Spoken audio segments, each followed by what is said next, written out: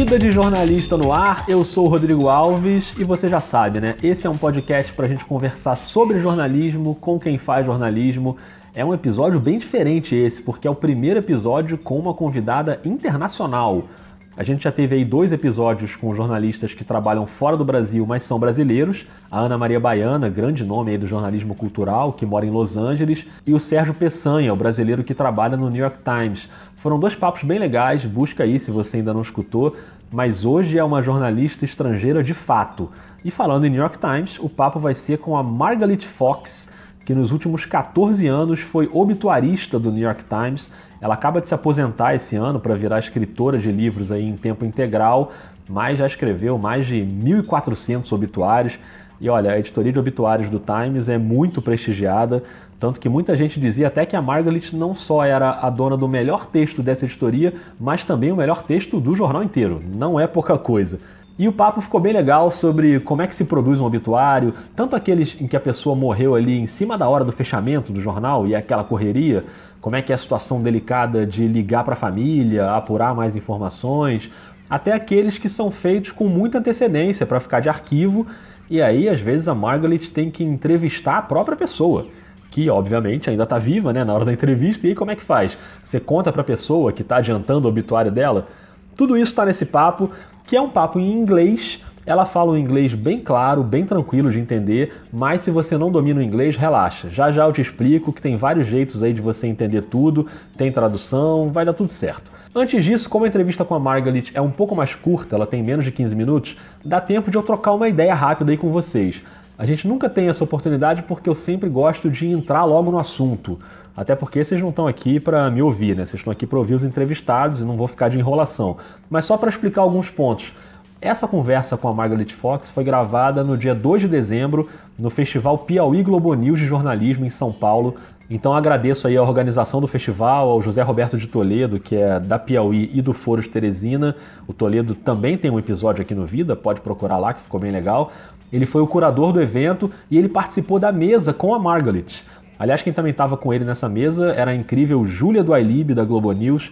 Então, obrigado a todos eles. Obrigado também a Gabriela, assessora do festival, que armou o esquema ali para a gente gravar. Foi lá no festival, inclusive, que eu gravei o episódio com a Renata Lopretti, do Jornal da Globo. Episódio que me deixou muito feliz. Teve uma repercussão bem legal. Se você ainda não ouviu, procura aí. É o episódio anterior a esse. São ali uns 45 minutos de aula de jornalismo. A Renata é muito craque. E fica claro ali na conversa que ela estava muito afim de trocar ideia, de compartilhar a experiência. Então tenho certeza que você vai curtir. E para fechar essa resenha inicial, eu queria fazer um pedido muito importante. Se você ouve o Vida de Jornalista no iTunes da Apple ou no Cashbox, que são esses aí os 2 aplicativos mais usados pelos ouvintes do Vida, deixa um comentário lá no aplicativo dizendo o que você achou. E no iTunes dá para avaliar com as estrelinhas também. Isso faz uma diferença muito grande porque melhora o que eles chamam de indexação. Então, quanto mais avaliação e mais comentário, o podcast aparece para mais gente. E como Vida é grátis, né, para todo mundo ouvir, pode espalhar, pode compartilhar, pode mandar para alguém que você acha que vai curtir, põe lá no grupo da faculdade ou no grupo dos amigos jornalistas lá no WhatsApp, no Facebook, enfim. Bom, chega de papo, né? Quer dizer, chega de papo não. Agora sim é que a gente vai pro papo, porque a conversa com a Margalit Fox começa agora, é um papo em inglês, e se você não domina o inglês, tudo bem, tem uma versão em texto dessa entrevista, traduzida para o português, que você encontra na descrição do episódio aí no seu aplicativo, ou lá no Twitter, no @vida_jornalista, ou na descrição do vídeo no YouTube, porque o episódio também está no YouTube, assim como todos os outros episódios. Então escolhe aí o que for mais confortável para você. Dá para ouvir aqui e ir lendo ao mesmo tempo a tradução, ou se você preferir só ler direto, sem ouvir, fica à vontade também. O importante é não perder o conteúdo, que eu juro que está bem interessante. A entrevista em inglês rola agora nos próximos 13 minutos, aí na volta, de novo em português, eu ainda vou falar um pouquinho sobre como é que foi o festival, os destaques, algumas coisas que eu aprendi por lá e que podem ser úteis para você, jornalista, para você, estudante, coisas que até vão num caminho bem diferente do que a gente vinha escutando aí recentemente. Então, quando acabar a entrevista, a gente se fala de novo. Combinado? Vamos lá? Ajusta o volume aí para ouvir Margalit Fox, obituarista do New York Times, aqui no Vida de Jornalista. Well, Margaret, thank you so much for sharing your experience with us, and welcome to the podcast. Thank you. It's my great pleasure to be here. It's my first time in South America, actually. And you're enjoying? Oh, it's lovely. And the weather couldn't be warmer, much warmer than in New York. That's good. That's good. Well, you worked for 14 years at the obituary department of the New York Times, and you probably experienced different situations, different ways to write an obit. So, first situation.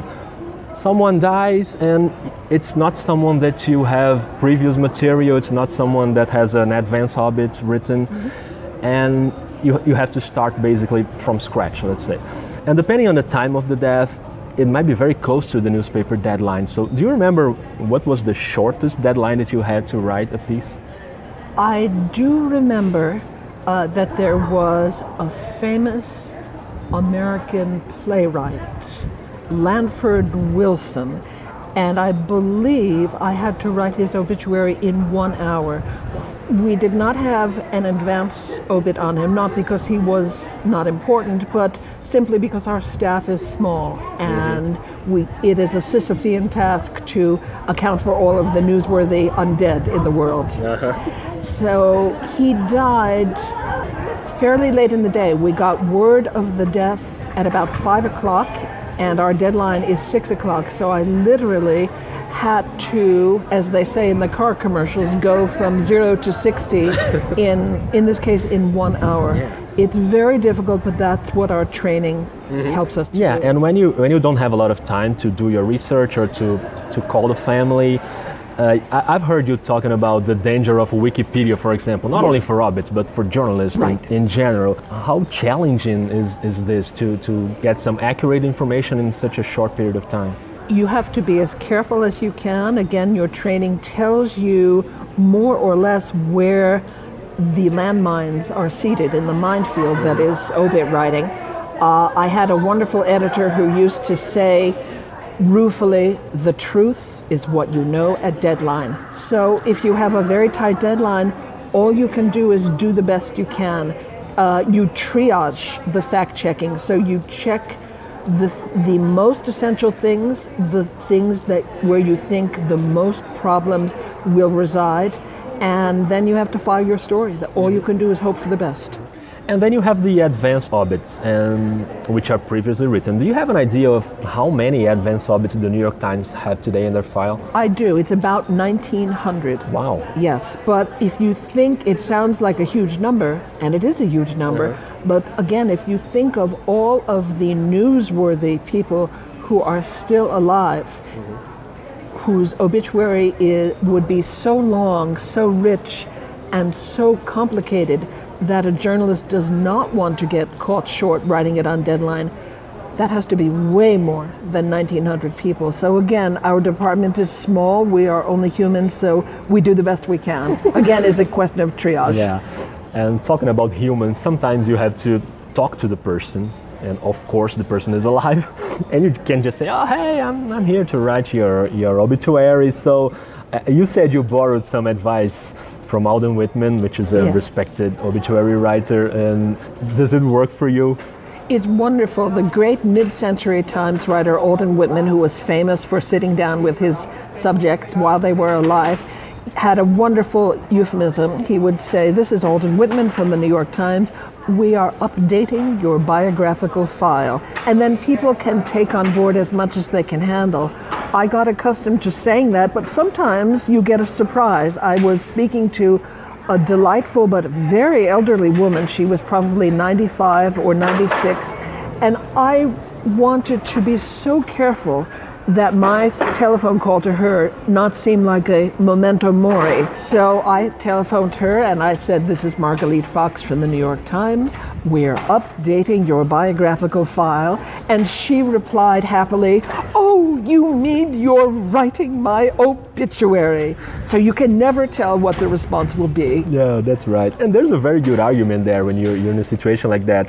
You can tell the person that everything you're going to tell me now, you can be okay because nothing will go public before you die. So you can feel free to tell me everything. Does that happen? Yeah, that's exactly what Alden Whitman used to do. He would say, you have the newspaper's word of honor that everything you tell me in this interview will be embargoed during the rest of your lifetime. And so indeed, people would be very candid, very forthcoming, because they knew when these things appeared in print, it would be no problem at all for them.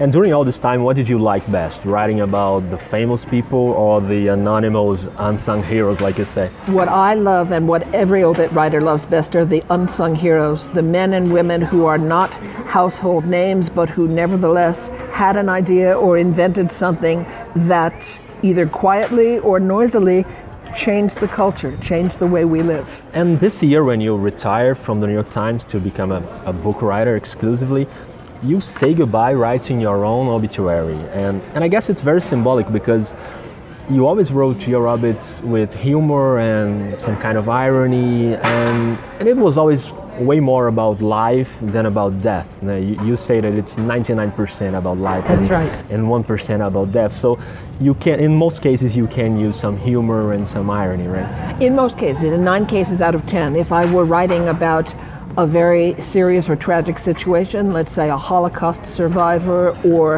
an African American who suffered terribly under segregation in the American South, then of course I would never use humor because it would give a very inappropriate tone. But in the other 9 out of 10 stories, I would like to make the reader laugh. Have you ever cried while you were writing an obit? Oh yes, not often, because again, mostly we are writing about men and women in their 90s, sometimes over 100, who have lived long, rich, fruitful lives and died at a very old age. But when people die very young, particularly the young suicide, that just tears your heart out. But as a person, you are crying on the inside, but as a journalist, you have to write it in a very detached, professional manner. And it's also very delicate because you have to call the family, and sometimes it's, well, every time it's a very difficult situation for the family. So what did you learn during all these years, and the right approach and how to talk to the people? What did you learn from that? Well, the analogy I think fits best is that of a doctor or a psychoanalyst who, in purely human terms, is clearly a sympathetic figure, and he or she has made himself someone the family wants to talk to. It's the same for the journalist, but just like the psychoanalyst, we have to maintain a certain professional distance because we need to impress on the families tacitly that we are doing the work of journalists and we are not doing the work of an advocate or a publicist or a religious leader or a grief counselor. So it is indeed a very delicate dance that you do with the family each time. Did you have some kind of reaction from the family? Do you remember any specific episodes when the person just couldn't speak or was in a very emotional moment? Often you have people cry on the phone and you let them. Again, you listen sympathetically, you let that moment pass, and then in a very calm voice you ask the next question. It is my oldest childhood friend majored in journalism as a university undergraduate and then went on to get a master's degree in counseling, and she says she found the two to be identical in terms of the imperative for the professional to make the subject comfortable enough that they will be able to elicit sensitive information. Where they diverge, of course, is what you do with the information once you have it.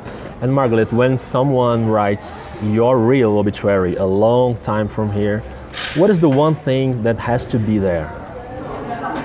I haven't thought that far ahead. I'm not sure I want to think that far ahead.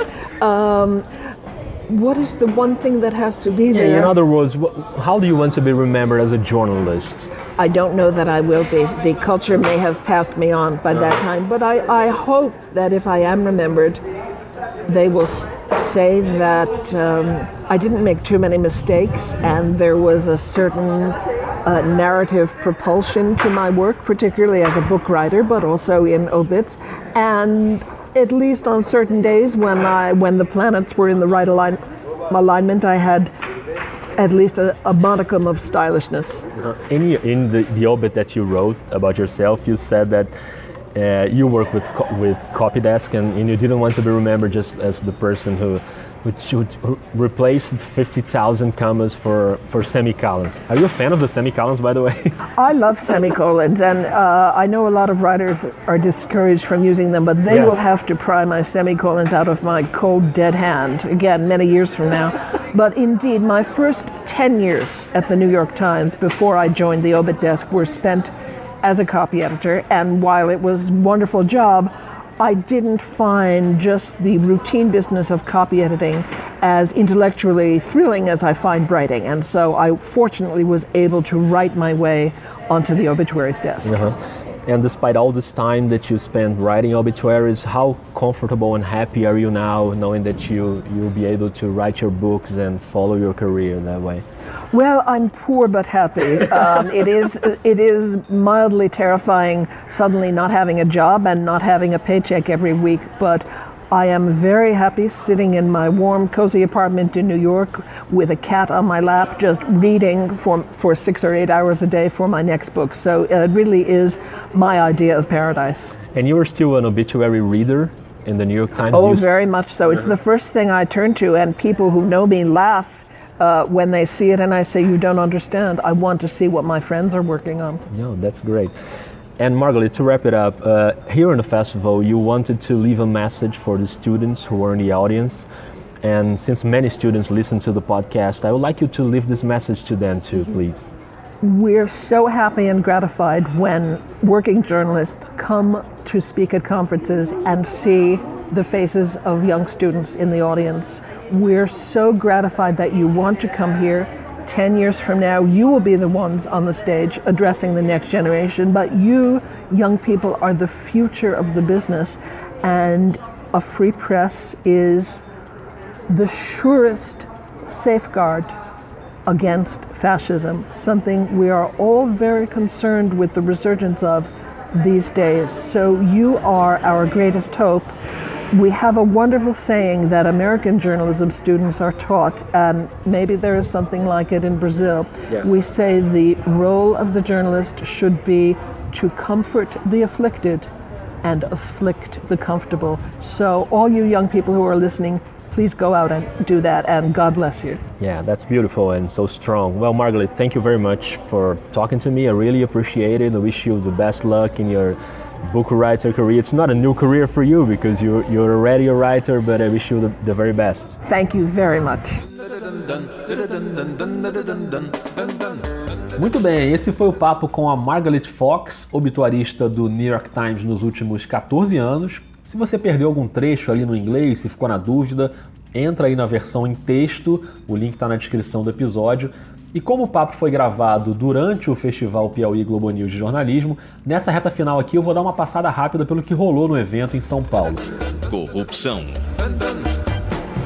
Obituários. Feminismo. Gastronomia. Violência. Tecnologia. Clima. Políticas públicas. Festival Piauí Globo News de Jornalismo. Repórteres que são certeiros no assunto. Resumindo, foram 2 dias com 8 painéis. Cada painel tinha um convidado estrangeiro, todos eles jornalistas especialistas que se dedicam ali especificamente a um tema. E sempre eram 2 jornalistas brasileiros mediando a conversa. Geralmente era um da Piauí e um da Globo News. Os 2 podcasts da Piauí também gravaram episódios com plateia durante o festival. Os 2 episódios já estão no ar para quem quiser ouvir. O Foro de Teresina, que teve a presença inusitada da Janaína Pascoal sendo entrevistada. Agora, meu único poder, né, é falar. Nada além disso, né? E a senhora tem interlocução direta com o presidente? Hoje não. Só Twitter, só fala pelo Twitter. É verdade. E o Maria vai com as outras, com a Branca Viana entrevistando a repórter Andréa Sadi.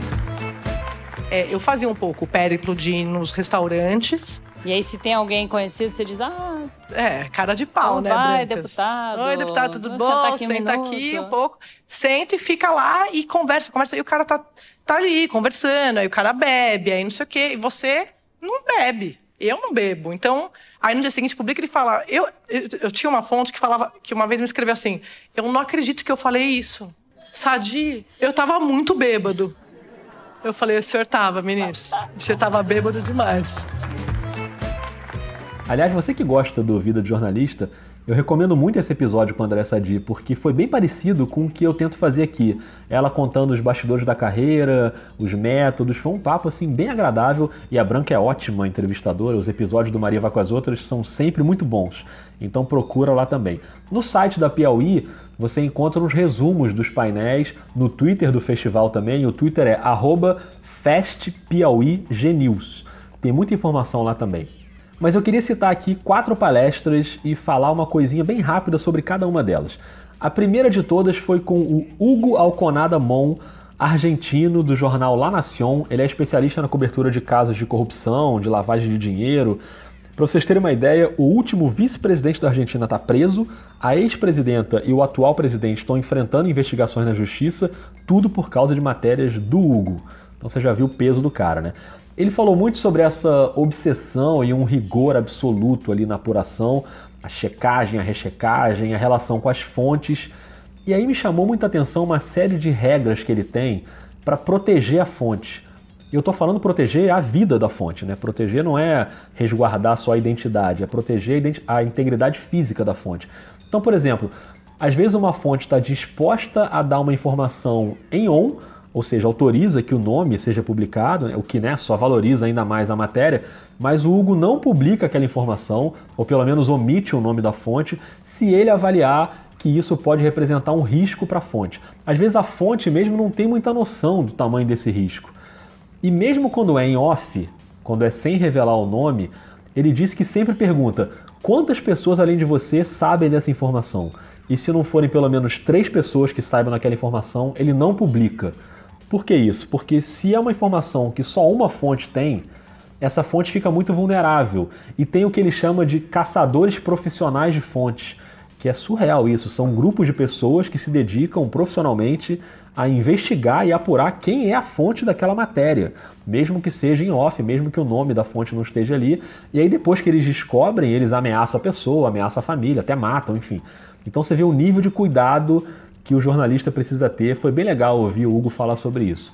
Também nessa linha teve o Oscar Martinez, do site El Faro, de El Salvador. Ele é editor de uma seção chamada Sala Negra no site, que cobre violência e crime organizado na América Central. É uma área ali que está sempre liderando esses rankings mundiais de homicídios, né? E ele mesmo já foi obrigado a sair do país por um tempo, por causa de ameaças, mas assim como o Hugo Alconada Mon, o Oscar Martinez também disse que a maior preocupação dele é com a ameaça às fontes. E ele fala uma frase que é forte e ilustra bem o que é a cobertura de crime naquela região, que ele diz assim: é quase antiético ser jornalista nessas condições. Eu não posso prometer a uma fonte que eu vou mudar a vida dela. A única coisa que eu posso prometer é que eu vou contar bem a história dela. Então eu não tenho direito de contar mal. Você vê que aí vai a consciência do jornalista de que às vezes para fazer o trabalho dele ele está colocando pessoas em risco, né? É um dilema muito louco isso. Bem interessante. Esses 2 depoimentos foram muito fortes, mas eu queria destacar ainda outros 2 do festival. A Emily Ramshaw, do Texas Tribune, que é uma plataforma digital que faz jornalismo investigativo em cima de questões locais do Texas. Eles só cobrem o que é local e eles também fornecem esse conteúdo para o New York Times, para o Washington Post, para grandes veículos. Ela falou muito sobre diversidade nas redações, esse esforço para contratar pessoas que são dos mais diferentes perfis, com as mais diferentes visões. E a gente já abordou esse tema aqui no Vida em alguns episódios. O episódio com a Luciana Barreto, da TV Brasil, com o Felipe Schmidt, do Globoesporte.com. São duas pessoas que têm origem na Baixada Fluminense. E o papo com a Nina Wengril, da Escola de Jornalismo É Nós, que forma jovens de periferia em São Paulo. Faz muito sentido, de fato, quando a gente começa a trazer para dentro de uma redação pessoas que têm experiências de vida diferente, né? Como é que a gente inclui isso num processo jornalístico que é muito elitista, que é muito homogêneo. Então, se você ainda não ouviu esses episódios, pode procurar aí também. E hoje a gente ouve muito que o jovem jornalista tem que se capacitar no máximo que ele conseguir, aprender a mexer em equipamento de vídeo, aprender a editar vídeo, aprender a programar código. Eu mesmo já falei muito isso para estudantes, e você, se ouviu os episódios anteriores, já ouviu a gente conversando sobre isso aqui. E a Emily Ramshaw veio com uma visão um pouco diferente. Ela falou que não cobra nada disso de quem ela contrata lá no Texas Tribune. Porque essas habilidades técnicas, eles conseguem ensinar lá dentro, depois que a pessoa já está lá dentro. Se você precisa mexer numa câmera, você passa por um treinamento e aprende. Se precisa editar um vídeo e não sabe, alguém vai lá e te capacita. O que eles cobram do jovem jornalista é a visão de mundo e a capacidade de contar bem uma história, que no fim das contas é a essência do negócio, né? E isso é mais difícil de ensinar, é mais lento e mais difícil de ensinar. Então fica essa dica aí para você que está na faculdade. Claro, todo conhecimento é muito importante, mas a essência de tudo é saber contar bem uma história. E por último, queria falar do painel que fechou o festival, que foi com o americano Andrew Revkin, da National Geographic. Foi bem legal, ele escreve sobre questões ambientais aí desde os anos 80, tem um livro sobre o Chico Mendes, aliás agora no fim de dezembro são 30 anos do assassinato do Chico Mendes, e o Revkin ainda é compositor, então ele ainda encerrou o festival tocando violão, cantando uma música dele lá sobre liberação de carbono, foi bem exótico, ficou bem divertido.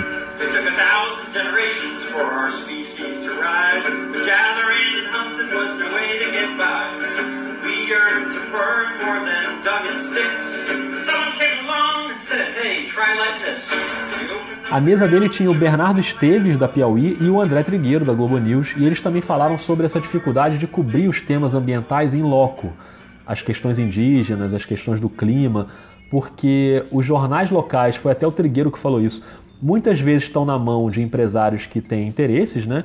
E aí acabam não cobrindo, e os veículos que são mais independentes, muitas vezes estão longe desses locais, e é muito caro viajar, o acesso é difícil. Esse é um outro assunto que a gente já discutiu aqui no Vida também, no episódio com a Kátia Brasil, da agência Amazônia Real, que é uma agência que cobre essas questões indígenas, agrárias, ambientais. Ela fala exatamente disso, dos custos de produção. Nós estávamos falando sobre isso. Um avião para alguns determinados locais custa R$9 mil. Pois é. Uma viagem de voadeira, né, que é aquela canoa de alumínio, que é um motor bem potente, que é 40 HP mais ou menos, uma viagem de ida e volta custa R$4 mil. Então, como as empresas estão todas com poucos recursos para viagens, né, ninguém viaja. Bom, se você quiser saber mais sobre o festival, vai lá no site da Piauí, tem bastante material lá. Espero que você tenha gostado do papo com a Margaret Fox. Se você gostou, indica para alguém que possa gostar também. Tira um tempinho bem rápido aí agora e deixa sua avaliação aí no aplicativo ou lá no Twitter, no @vida_jornalista. Interaja aí comigo, não me deixa falando sozinho não. E o podcast volta na semana que vem com mais resenhas sobre jornalismo, beleza? Um beijo, um abraço e até mais.